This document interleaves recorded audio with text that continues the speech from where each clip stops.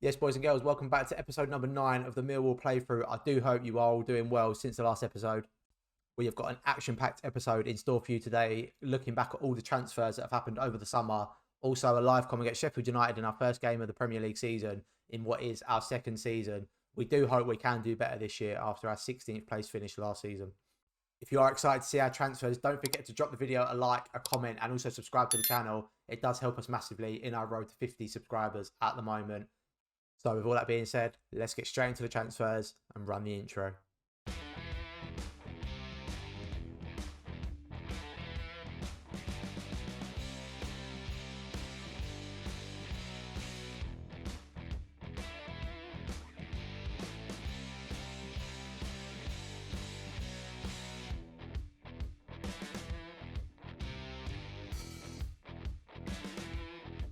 All right then, boys and girls, transfer number 1. We are going to start from the least expensive and work our way up to the most expensive. So coming in at number 1, Scott McKenna on a free transfer. Bought him in just as a backup. We did lose a couple of centre-halves in the transfer window, which you will see later on. So he comes in. He played 15 games for Forest last season. Obviously, because of the update, this was done before the update. They were in the Championship. But he was let go for free, and I thought, do you know what? We'll bring him in. Decent centre-back, will do a job as a backup. Simple as. So signing number 2 in at the Den over the summer is none other than Dutch striker Emmanuel Emeka. And I believe this is a big coup for Millwall. If you play FM, you would have heard of this guy. He's very good. 6'5", pacey, can finish. He's only 21. He's got plenty of room to grow. I do think he's going to do well in this team. We picked him up for a measly 2.5 million after playing 30 games for Sterngraz over in Austria last season. Did pick up 9 goals, 1 assist, 3 player of the matches. I think once he gets a bit of form going for us, he is going to be a big player. Like I said, he's very pacey. He's 6'5", absolute unit of a player. Likes to run with the ball and move into the channels. It's the sort of striker we wanted. I do think he's going to grab us a lot of goals. Now worth up to 32 million. So I think that speaks volumes. And as you can see already in pre-season, he has scored 11 goals for us. And also has put on a stormer at the under-21 championships, getting 3 goals in 2 appearances. So moving on to signing number 3. So signing number 3, also joining us for 2.5 million, is Brazilian goalkeeper Luiz Jr. Joins us from Portugal, playing for Famalicão. Made 29 appearances last season, conceded 26, 10 clean sheets. I think he's an improvement on Danny Martin, and I'm hoping he's going to shore up, keeping us a few more clean sheets, because I do think we did concede too many goals last year. So I do believe Luiz Jr. is going to help us with that. Again, 2.5 million, 16 grand a week. I think this is a great bargain. He's got a little bit of room to grow. He's worth upwards of 20 million now. A solid keeper choice, I think. So signing number 4 is Ignacio Maestro Puig, an Argentinian striker bought in from Atletico Tucumán in Argentina, Premier Division. Hasn't played a game from last season, but if you look back to his 2023 season, 18 goals in 23 games for a 20-year-old. So he would have been 18 at that time. Again, we're going to be playing him in that advanced forward role. I think he's going to go on to big things for this club. As you can see, he can finish the ball. He's composed. He's quick, strong. Same sort of traits as Emmanuel, moving to the channels. He also likes to knock the ball past his opponent, which I think is a big one. If he can get that yard of space, finish the ball for us, that is what we want in a striker. Again, picking him up for 5 million, I think this is a good coup for a potential profit sell on as well in a few years. So, signing number 5, coming in then over the summer, is Uruguayan Facundo Torres. Some of you guys may have used him before. I personally haven't, but I do think he does look pretty good. The only thing that really put me off this signing, and it was hard to convince myself to make it, was the wages. 90 grand a week. I think that it's a lot. I mean, he did want upwards of 100 plus, so we got him down a little bit. But I do think he's going to go on to do good things for us. He's good with the ball. He's pacey. He can dribble. He's got flair. He likes to try to killer balls often. So I'm hoping that risk and reward is going to come in and he's going to get a lot of assists for us. He will be playing out on the right. Can also play in that centre attacking spot. But we have moved away slightly from that this year, which you'll see in the formation change shortly. So yeah, 5 million, come from Orlando City, where he's not had a bad few seasons. He's lacking on the goals. But again, it's a fresh chance for him in the Prem. Will he do it? Let's find out. So signing number 6 is Elias Hagen, the Norwegian centre midfielder / DM. He's come in as a backup midfielder for 7.5 million. where he's been playing out for Bodo the last few seasons. The last 2 seasons been very consistent in his performances. 2 goals, 2 assists, 2 playing matches in the last 2 seasons. Obviously, didn't play as much last season, but we brought him in as a backup. I think he's going to do good things. He can play that centre mid attacking spot, which is what we're using. He can also play in that Mazzala role, which we are using. And he can also slot in that defensive mid position and do a job for us if needed. Again, just a backup. I think he's going to do good for us. His value shot up since we signed him. He is on 50k a week for a backup, which might seem a bit much. There wasn't really much in the market for a backup centre mid. And with money running low at this point, he seemed to fit the bill. So let's move on to the final 3 signings, in which I'm very happy about these ones. So signing number 7 of 8, the last of the 2 big transfers in at Millwall. I was over the moon to get this one over the line. You would have seen last episode, if you saw, Southampton did get relegated. We did try to get Ward-Prowse. We agreed terms, but he didn't want to talk to us. Watford are also in for him. So if he goes to Watford, I think that's a bit of a silly one. But we did take Salisu off of them to partner Esteve in centre-back. What a signing this guy is. 6'3", pacey, strong, good in the air, can tackle, mark. He's got all the attributes you want in a centre-half. And he's now playing for Millwall. Picked him up for 18.5 million, which might seem a lot, but for a player of his calibre, I think it's all worth it. Only on 62 grand a week as well. Him and Esteve, I think, are going to prove to be a deadly centre-half partnership. And that's what we wanted. We want to try and concede less goals, be a bit more solid at the back. And I think him being in there is going to prove to be a good addition. So the final signing in at Millwall over the summer is none other than Ivan Ilic, picked up from Verona, 32 million. It's a big price tag. He had a good season last season for Verona, averaging a 7.08. He comes in, plenty of experience, 90 grand a week, value of 72 million. I think this is a big coup for that centre mid position. He's going to be able to drive us forward, create attacks, get assists, score goals. Exactly what we're wanting. Again, another one that can play in that centre mid attacking position. He's got the stats for it. Also can play in that Mazzala role. It's what we wanted in that centre mid position. As you can see already in pre-season, he's already averaged a 7.88 in pre-season for us. And also in the European Championship qualifying, a 7.18, picking up 2 assists in 4 appearances for Serbia. Again, just what a signing for Millwall this is. Another centre midfielder. We needed to bolster that position, I think, after last year. Our backups weren't great. And when we did suffer injuries, we didn't really have anyone to come into that position. So to pick someone up like Ilic, I think it's a big coup for this club. So if we just take a quick look at the outs for Millwall, we did sell a couple of players. As you can see, George Long moving on for £1 million to Watford. George Honeyman left for Reading for 2 million. Billy Mitchell did go to Luton Town for 4.5 million. I was sort of reluctant to sell Billy because he's one of our academy prospects. He did come through the club, but he wasn't playing for us at all last season. And I think it was unfair to keep him around to not play. So to get 4.5 million for him, I thought was a pretty good deal. We then also did sell Sean Hutchinson for 185k.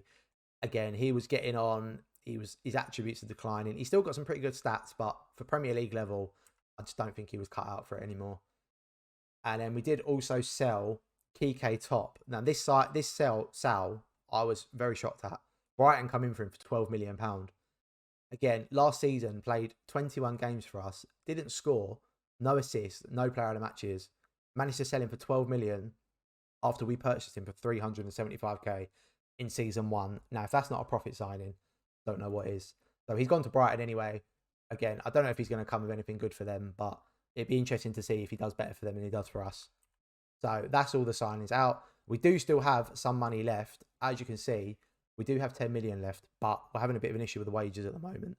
So I might have to try and jiggle a few things around and get a couple more players in, because if we take a look at the squad now, it is looking a bit thin. So we've got our starting 11 and we've also got a 9 sub bench. But outside of that, if we get any injuries, I think we are going to struggle. So we do need to look at a bit more recruitment. But anyway, enough of that. Let's get into the live com against Sheffield United, just promoted from the Championship last season. Can we start the season 2 with 3 points? Let's find out. Right then, so your opening day starting 11 for Millwall in this season 2 Premier League season is Luis Jr. in goal, Bola, Esteve, Salisu, Gutierrez in the back, Lavia, Ilic and Bajrami in that new look midfield 3, Torres off the right, Malero off the left and Imega up top. Let's see how Sheffield United are lining up. I don't think they've made that many signings since being promoted. So it'd be interesting to see if they do still have the same sort of championship team that they were possessing.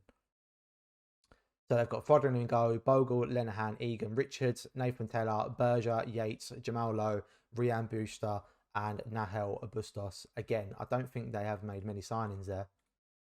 But we do know from our previous battles with Sheffield United, it isn't going to be an easy game at all. They're lining up in a 4-4-2. Sean Dyche, eat your heart out. Here we go. Kickoff is upon. We're away for the first game at Bramall Lane. And here we go. Millwall starting the brighter, seeing all the ball, all the shots. This is what we wanted to see. I'm hoping this year is going to be a big progression season for us after staying up last year. Follow with the ball, driving down the right. Cuts it back to Ivan Ilic. Finds Bajrami, who's there to score Millwall's first goal of season 2. A little dance, a little jingle, and that's what we like to see. Bola does well, manages to find Ilic. That's Ilic's first assist of the season already. It's taken him 15 minutes for his new club. And that's what you love to see. New signings linking up with the old. It's a very new look team here at Millwall, but they're clicking already. Find ourselves 1-0 up against Sheffield United early on. Not much happening since the goal. Millwall seeing all the ball with that 63% possession. 11 shots, 5 on target.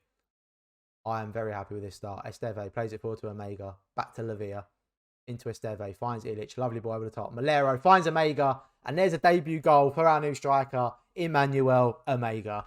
He's off the mark, early doors. And that is what you pay the money for. Well, I say pay the money for. It's what we paid 2.5 mil for. Malero getting an assist as well. That's good to see. I think with Malero, he did have a bit of a mixy match season last year. Towards the end, he did pick it up a little bit, which is why he has kept that starting position. Omega is in. Great strike, following him saves. It's going to be offside anyway. And there we see that Omega pace as well. That's what we lacked last year, the pace. And there's Facundo Torres at the back post. Malero, assist number 2. Torres with the header. All the new signings, scoring, linking up, assisting. It's a thing of beauty. It is a thing of beauty. This is what we love to see. 3-0 up at half-time. The dominating performance from the Lions. I'm very happy. The boys should be happy. Sheffield United haven't had a sniff in this game. We need to stop the count. We are top of the league. Stop the count. The save's over. Bajrami with the free kick. Lines it up. Foderingham saves well. Where's Foderingham, by the way? If you know, you know. Not Paolo's biggest fan. Let's put it that way. League One West. 20-year-old. Are we crazy? Gutierrez finds into Ilic. Tries to find that through ball. Just doesn't quite make it. Esteve is not losing out on that header. Bola driving forward. Chip ball over the top. Only finds Malero. But Malero feeds it into Omega. You've got to ask yourself, Omega score that. Bajrami with the corner. Swings it in. I'm expecting a lot of goals from corners this year with Salisu coming in at that front post position. You would have seen last season we do like a front post corner here at Millwall. Ilic picks it up. Bajrami spreads it to Torres. Cuts inside. Finds Malero. Into Bajrami. He's gone for the shot. Foderingham saves well. Easy, tame effort for him. But it's nice to see us getting shots away. It's something we didn't see last season. Omega's in. He's put it wide. I like the runs he's making though. I think we did lack that striker instinct last year. Malero's picked up an injury. Potential fire one. And that's not good. He's had a good game today. Average of 9.5. 2 assists. And now he's come off injured. That is not what we want to see. I think we will think about making some subs after this highlight as well. Maybe get a few of the new boys on. Esteve, what have you done? Oh, fuck. I can't believe you've done this. Why not just head it back to the keeper? He tried to head it across to Salisu. Dolberg's picked it up, fed it through to Sander Berge. Esteve's tried to make up for it, completely missed it. And Sheffield United have scored. A goal that they do not deserve in the slightest, but it has happened, so we do need to move on. So we're going to bring Hagen on and Ignacio Puig for their debuts as well. Let's see if they can do anything in 15 minutes of being on the pitch. So we're moving into the final 5 minutes. I've been very happy with this performance. Lots of shots, lots of possession, 3 goals. maybe time for one more highlight here. Ilic wins the header. Gilkes finds Gutierrez. Plays it through to Bajrami. Hasn't quite got the energy to get there. Oh, Ignacio Puig. He's pounced on a mistake from the Sheffield United defence. And that is clinical striker instinct. You can see him here just moving into the box. He must have sensed the mistake. Bogle tries to play it back to Fotheringham. Absolute no man's land. Hospital pass. And Ignacio picks up his first goal of the season. And that is 3 points on the opening day at Bramall Lane. I've got no complaints. The fans are happy. I'm happy. 4-1, 3 points. That is how you kickstart a Premier League season. Let's just see how the other teams got on the opening day. So that extra goal does move us back to top of the league. Man United beating Chelsea 4-2 on the opening day. A St. Maximin hat-trick sinks Norwich. City beating Spurs 2-1. Liverpool winning 3-1. Wolves with a 3-0 against newly promoted Watford. Everton Arsenal 0-0. Palace 1-0 against Villa. And a 0-0 Bournemouth Brentford. What a good start for the boys that is. Claudio Ranieri is managing Sheffield United, by the way. Okay. Malero is out for 3 to 6 weeks. That's not a good sign. Okay, he picked up man of the match as well that game, and now he's out for 3 weeks. Although we did have a debut goal from Omega, Ignacio, and also Facundo Torres. So I'm happy, boys. I'm happy. So nothing else left to say. See you in the outro.